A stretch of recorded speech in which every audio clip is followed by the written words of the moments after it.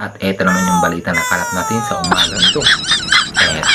Eto na, si Francis Leo Marcos. Kinulong na. Pensa pa siya at sinabi niya na normal lang daw ang kanyang sinabi. O kaya niya nasabi ang mga yun dahil may dahilan daw ito. At ito yung dahilan niya. Ay, yung sinasabi niyo marami ko inistapa, 2020 pa lang, dami na nagsasabi niya, wala naman nagkatotoo kahit isa.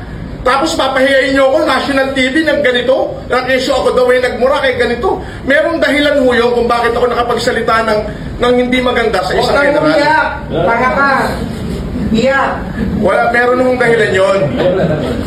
Pero ang totoo yan, ang justification lang, ipinahiyaan niyo ako buong Pilipinas na ganito, grabe. Mas mabigat yung kinaso ko sa'yo, hintay mo warrants mo.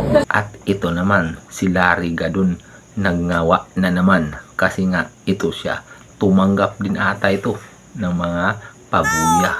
O siguro, maya-maya masasabi nito ng 18X. Handa siya. Ang mga Pilipino, hindi siya handang tanggapin. Bakit? Gusto ka ba ng mga Pilipino maging presidente ngayon? Kaya ka lang nanalo na vice president kasi dinala ka ng BBM. Yun ang katotohanan yan.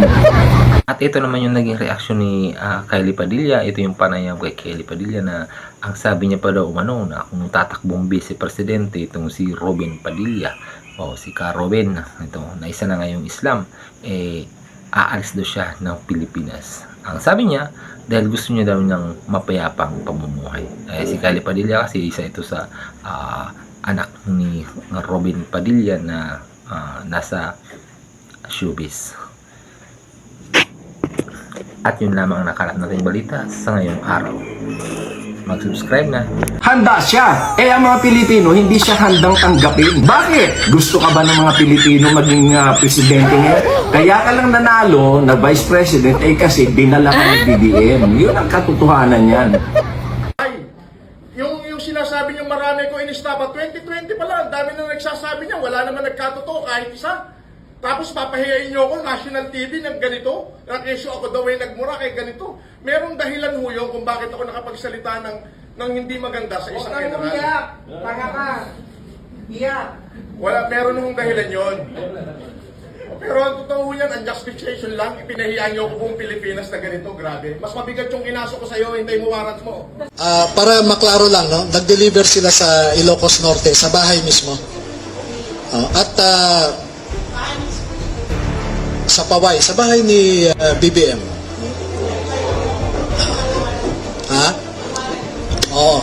At saka may mga katibayan naman. Ayaw ng maleta sa Malacanang at or sa bahay po ni Pangulong Marcos.